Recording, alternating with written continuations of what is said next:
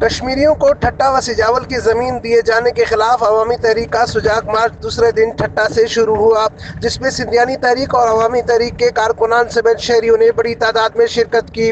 احتجاجی مارچ مکلی، غلام اللہ ور، گھوڑا باری، گاڑو، بوہارا سے ہوتے ہوئے میرپور ساکرو میں اختتام پذیر ہوا۔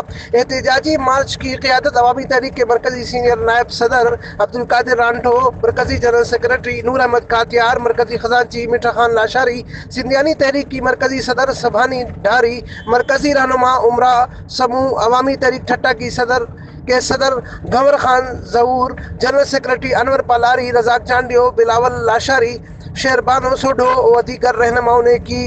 اپنے خطابات میں مقررین کا کہنا تھا کہ پاکستان بننے کے بعد سے لے کر اب تک سندھ کے وسیلوں کو فتح کردہ علاقوں کے مال غنیمت کی طرح لوٹا جا رہا ہے۔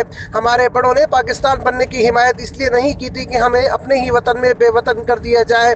5000 سالہ تاریخ رکھنے والا سندھ ایک ایسی تہذیب و شعور رکھتا ہے جس نے کبھی کسی پڑوسی قوم پر نہ کبھی حملہ کیا اور نہ ہی کبھی کسی کا حق غصب کیا ہے، لیکن ہمیں ہمیشہ دبایا جاتا رہا ہے۔ سندھ کی زمینوں کو چنے کی دام بیچا جا رہا ہے۔ سندھ کے اندر ہم بے گھر ہیں۔